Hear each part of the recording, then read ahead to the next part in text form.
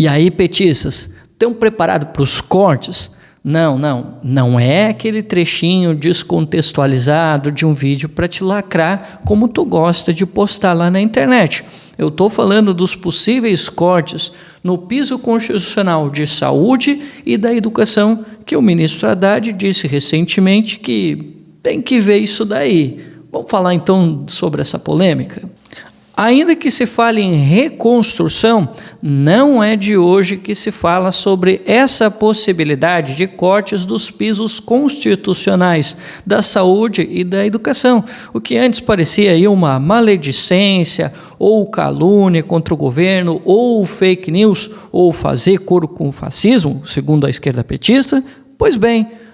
nessa semana, o ministro da Fazenda, Fernando Haddad, disse que os pisos de saúde e educação devem ser discutidos com Lula e ele acrescentou que serão levadas propostas. A pergunta que não quer calar é: por que depois de tantos desmentidos, tanto nas redes como por ministros, que agora começa a se falar mais abertamente e com mais força a ideia de atacar esses pisos constitucionais de saúde e educação? Essa é fácil, é porque o Haddad é um neoliberal do INSPER. Sim, é verdade. Ou, porque o Haddad criou uma regra fiscal que limita recursos e também os serviços públicos. Também é verdade, mas eu preciso te contar um bastidor que foi discutido pelo Tamir Filipe e pelo Fred Krepp, relacionando o ministro da Fazenda a uma reunião com banqueiros e com a grande elite, às portas fechadas. O Haddad, ele não curtiu nem um pouco que a mídia foi lá dar aquela especulada para ver o que estava rolando. Mas se ele não gostou, porque ele sabe que foi exposto, nós, nacionalistas, não ficamos nem um pouco surpresos, embora estejamos irritados, porque nós sabemos que são essas pessoas que o ministro estava reunindo é quem decide sobre a taxa de juros, a taxa Selic, o preço do crédito, o preço da gasolina, dos alimentos, do transporte, do gás e tantas outras coisas. E não é à toa que uma das entidades que defendem o interesse dessas pessoas que o ministro estava reunido, nessa semana, a FEBRABAN, a Federação dos Bancos, se manifestou, afirmando que o Haddad tem total apoio do setor bancário. E essa, na minha opinião, é uma das razões de o Haddad ter se manifestado em relação a essa revisão dos pisos constitucionais nessa semana. Tu duvida? Bom, então vai lá, né?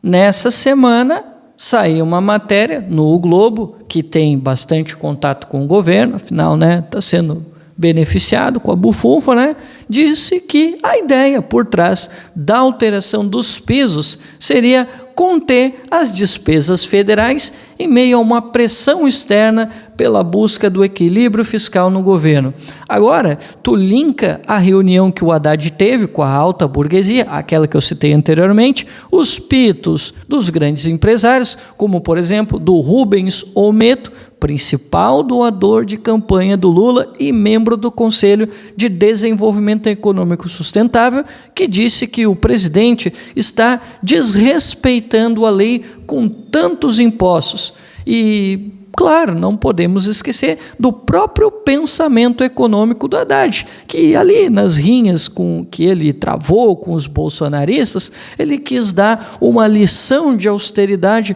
aos liberais e aos bolsonaristas. E aí tu já tem, né, uma resposta mais do que satisfatória em relação a essa ideia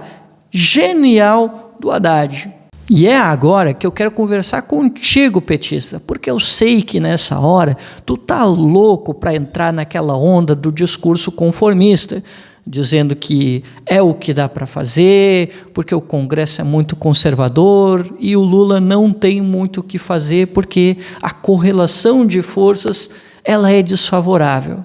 Calma lá, petista, não mete esse louco para cima de mim, porque eu me lembro que o governo tinha até o mês de agosto para apresentar ao Congresso uma nova regra fiscal e foi iniciativa desse governo de apresentá-la antes dos 100 dias, assim como eu lembro que foi o senador Omar Aziz, um político do Centrão, que vocês tanto avacalham, que salvou o novo Fundeb e o dinheiro para ciência e tecnologia. Assim como eu lembro também que deputados do Centrão reclamaram daquilo que para eles parece ser uma peça de ficção do Haddad, o tal do déficit zero, e eles estavam pedindo algo mais realista, algo mais racional e não tão rígido como o tal do déficit zero. Assim como eu lembro também que a senadora Dorinha Seabra, do União Brasil,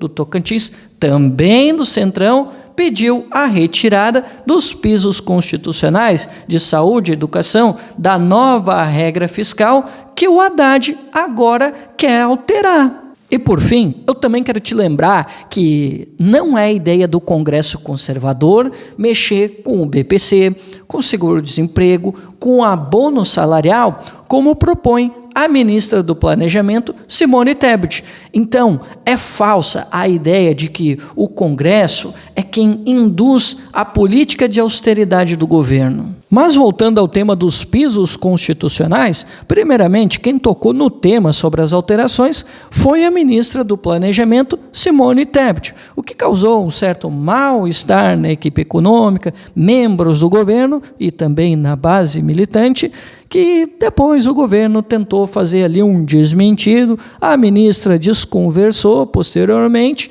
mas semanas depois o Globo publicou uma matéria afirmando que técnicos do governo avaliavam mudanças nas regras constitucionais dos pisos de saúde e educação para viabilizar os gastos discricionários. E estes mesmos técnicos teriam dito que com uma nova regra de correção se economizaria cerca de 190 bilhões em uma década. Nessa semana, após muito barulho em relação às mudanças no orçamento para atender às exigências do arcabouço fiscal, o presidente Lula disse à imprensa que não mexeria no orçamento no lado dos mais pobres. E, pessoal, aqui tem um ponto muito problemático que eu quero destacar para vocês. Se o Lula ele precisou falar, então a coisa é muito séria. Porque o Lula sabe que há pressões externas, seja do mercado, da imprensa, dos economistas, que sim, pedem de joelhos ao governo ainda mais austeridade, assim como ele também sabe que o seu pupilo, ou o último bastião da esquerda, é muito suscetível à agenda deles. E o Lula, ele está muito consciente, mais do que nunca, do que o governo dele só sobrevive da estética, que segue rendido à agenda econômica do PSDB dos anos 90, ou do Temer, que um dia o governismo, a modo petista, condenou, porque